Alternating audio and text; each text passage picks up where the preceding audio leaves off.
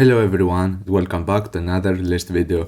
In this one we're gonna talk about the 10 worst albums of 2022. In this year, just like with the worst songs of 2022, I didn't really pay that much attention to bad albums. I listened to a couple of them enough to make this list, but there's possibly a lot of stuff that I've missed out on. But honestly, I don't really want to get into what are perceived to be bad albums. It's not always a fun time. But here are 10 albums that in my opinion were pretty bad, and also we're gonna include 5 dishonorable mentions. And starting off, we have the brand new self-titled album of Yungblud. This seems to go into a much more safe direction of pop rock and punk, not really containing any of the elements that have made previous releases of Yungblud such a wacky combination of sounds with addition of more electronic and hip-hop elements, which I wouldn't necessarily say they made for good results, quite the contrary. However, I feel that there could have been a bit of a more appeal with this new Yungblud album, but it's not really there, as for the most part it sounds like a pretty standard and quite obnoxious pop rock album. Next up at the dishonorable mentions is So Far So Good by the Chainsmokers. Thankfully, this is an album that doesn't feel as awful as Memories Do Not Open or Sick Boy, but this doesn't really say that much for itself, as for the most part we're talking about another really bland and basic electropop album. I'd say that there is a bit of a more energy to some of the tracks, which makes it somewhat more appealing in comparison to previous works that would mostly feel like a snooze fest. But apart from that, yeah, this is like a really boring and uninteresting album that sounds like so standard in its whole approach. Then it's the mixtape by Bobby Shmurda and Lou Got Cash. I think that it's really baffling that after all of those years that we've waited for something out of Bobby Shmurda, this is what we end up getting. It's not like he was a quality rapper in the first place, he was more of like a meme personality, but still, what we get over here is an album that sounds so dated. It's a direction of trap music that has become tiring since 2015 or 16, and there is zero development over here. The flows can be okay at times, but the production and the mixing is really poor and really bad. So yeah, I don't really know what's going on with this album, but yeah, we're talking about a really bland and basic trap album that seems to be stuck quite a few years back. Next up is Trauma Queen by GABBIE HANNA. In terms of the musical direction of GABBIE HANNA, things have been pretty rough, and in combination with her heavily narcissistic attitude that is plastered once again all around the lyrics over here, it makes for a really tasteless album. One that I can give it, it doesn't sound all that horrible vocally, but it's still so unnecessarily all over the top that in my opinion ruins any potential of her vocals managing to shine in any capacity. And for the most part the tracks feel like Evanescence ripoffs, like it has a lot of that aesthetic, not necessarily the worst instrumentals or the worst vocals in the world, but it's still an album that is pretty hard to sit through. Finally, at the dishonorable mentions, we have Baby on Baby 2 by DaBaby. At this point, yeah, DaBaby doesn't really seem to try all that much, and this album was a flop. I wasn't necessarily expecting a lot out of DaBaby since I didn't really find that much of an appeal, even back when he became a meme persona. Really standard flows, really standard trap instrumentals, and this is more of the same over here, not really something which is that much of a quality over here. And now let's get into the top 10, in which at number 10, it is unfortunate that I actually have to put Eternal Stalker by Merzbow and Lawrence English. Now you know that I personally really like the works of Merzbow, and in combination with Lawrence English I believe that we've seen some pretty interesting results in the past. But I certainly cannot say the same with Eternal Stalker, as it's possibly the weakest thing both of them have done. In terms of a noise album, this seems to go more into a dark ambient and drone direction, but it's so monotone to the point where there is absolutely nothing about it. It's so devoid of anything remotely engaging. I'm not really necessarily talking about trying to have something melodic about it, but at least something that would be a little bit more tense, something that would feel like a development, like it's going somewhere. You have a couple of moments where it gets slightly more harsh and aggressive with its monotone drone passage, but I really don't believe it's enough.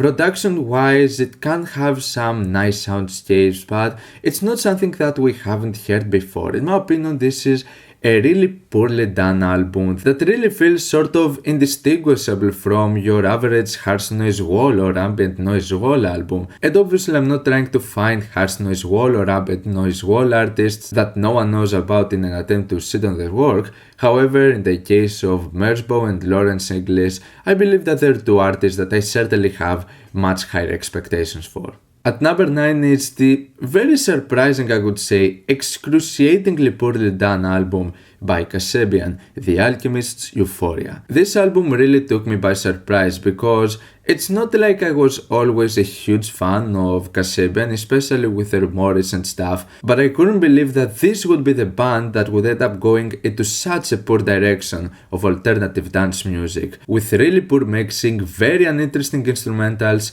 and some of the most obnoxious vocals that I've ever heard.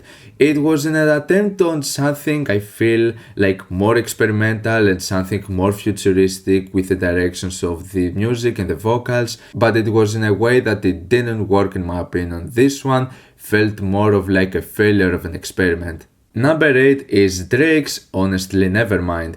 Like I said in my review, I don't have an issue with Drake actually going into a house, a deep house direction and fusing it with elements of like alternative R&B. This change of direction actually made for an album that I was looking forward to listen to, but after listening to it I cannot think of a worse attempt on trying to make a house album, especially considering how much of a huge artist Drake is. But the instrumentals sound awfully mixed, they sound really bad, the vocals get really repetitive, they have an obnoxious amount of autotune to them. It is a shockingly poorly done album, and while Drake already has some really bad albums in his catalog, this might actually end up being his worst. Not for making something different, but just for how horribly wrong it went. At number 7 it was something to be expected. You cannot make a worst albums of a year without including Nav. Once again, with Demons Protected by Angels, we see Nav really not developing his sound whatsoever. This is another bland, uninteresting and engaging pop, rap and trap album. It's a really standard sound of Nav with no development whatsoever. Nav still doesn't really put any effort when it comes to his delivery, the vocals, the lyrics or the instrumentals. It's more of the same thing, you know what you're getting into, and it still sucks. After all of those years, he still makes albums that simply do suck and are extremely boring and forgettable. At number 6 it's KODIYAKREDD with TRENDSETTERS. Now KODIYAKREDD is one of the brothers of the Island Boys, which made this meme song the previous year that went horribly. But what's really shocking after that one sort of hit song that they did is that they never really managed to pull any numbers after this point. I mean, go and look at the plays on Spotify on this album. Almost all of the songs, and we're talking about a really long album over here, barely even managed to surpass 2,000 plays. I really couldn't believe that the numbers would be this low. No one ended up talking about this album, but there is really nothing appealing about this album. I cannot think of any group or demographic in the rap scene actually ended up enjoying this, because the instrumentals are really bland and they're very poorly mixed, but the vocals are those really over the top autotune mumblings that even in the category of mumble rappers,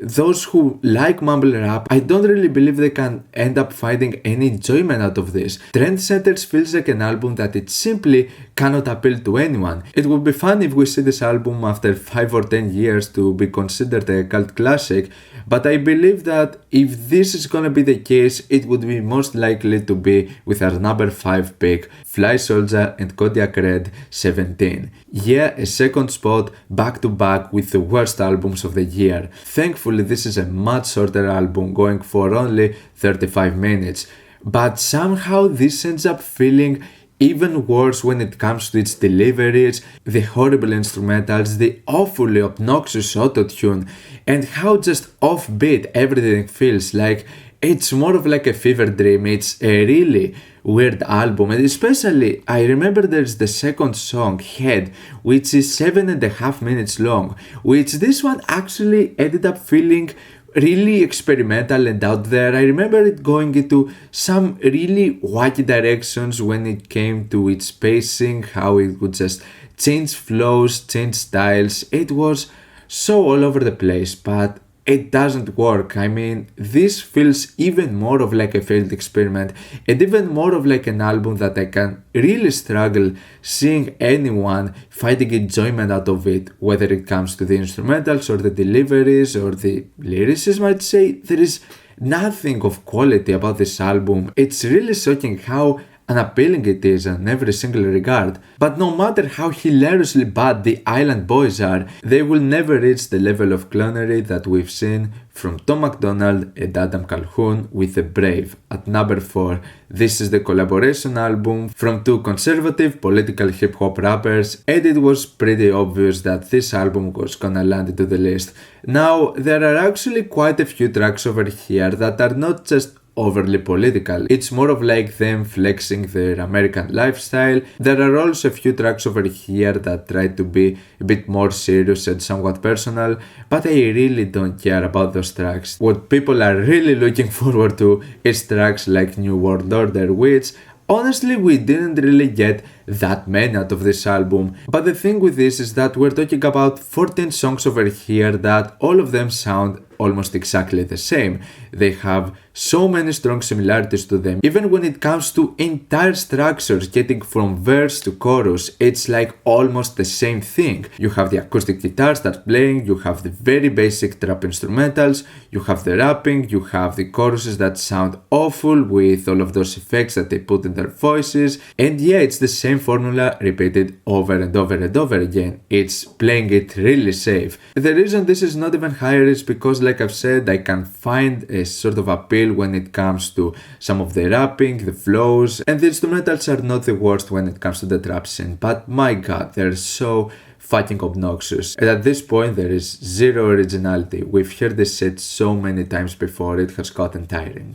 At number 3 is the album Mainstream Sellout by Machine Gun Kelly. Do I find Machine Gun Kelly having a worse messaging than the right-wingers that are Tom MacDonald and Adam Calhoun? No, I don't believe that this is the case, but Machine Gun Kelly has managed in 2022 to have the most obnoxious attitude out of any artist this year. This is a preachy and sometimes pretentious album, all of this while making the most basic and most bland pop punk and alternative rock album imaginable, also added with emo leanings and trap instrumentals because we still need to have them in an album like this, and it makes for such a below average experience for an extremely obnoxious album that is just impossible to sit through from start to finish. At number 2, the artist in the right-wing space that ended up being even worse than Tom MacDonald and Adam Calhoun ended up being Kid Rock with the album Bad Reputation. Kid Rock's pathetic return is definitely one of the funniest things to happen in 2022, and what I certainly dislike more than an average trap album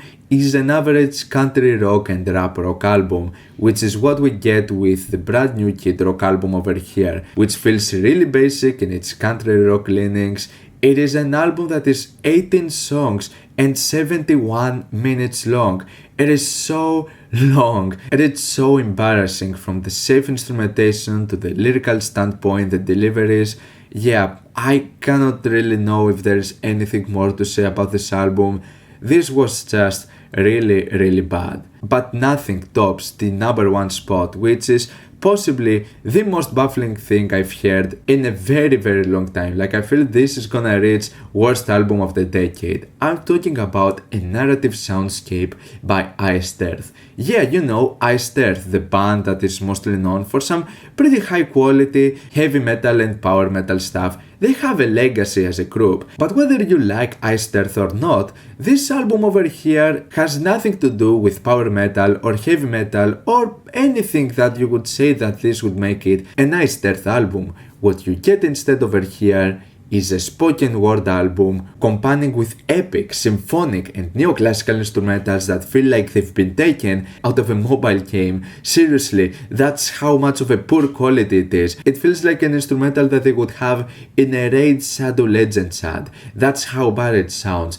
And this is all you're getting for 73 minutes. This album is massive, and all you get is this god-awful sort of epic instrumentals combined with very loud in the mix spoken word and an obnoxious delivery that feels like a bad trailer narration talking about anti-vax stuff and other conspiracies. Yeah, I'm not even kidding. This is the entire album. There is a really good reason why you see almost no one talk about this album. It is so bad to the point where no one even ended up talking about it. This is how much it flew under the radar from a band that is known for some really quality stuff over the years. Whether you like it or not, they have a legacy as a group, but this one, a narrative soundscape, its existence, it's simply baffling. And that's all for my 10 worst albums of 2022. What would you consider were the worst albums of 2022? Let me know down in the comments. Leave a like if you enjoyed the video, subscribe for more content like this. Thank you for watching, I'll see you all in the next video. Goodbye.